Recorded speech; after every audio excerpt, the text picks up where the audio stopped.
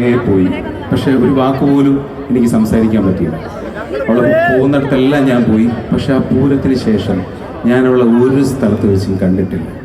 അപ്പോൾ എവിടെയെങ്കിലും വെച്ച് നങ്ങേലിയെ കാണുകയാണെങ്കിൽ നിങ്ങൾ പറയണം, ഞാൻ ഇപ്പോഴും അവളെ ഓർത്ത് നടക്കുകയാണ്. പറയൂ നിങ്ങൾ?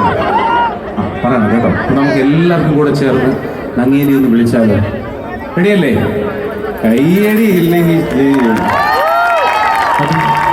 മ്യൂസിക്.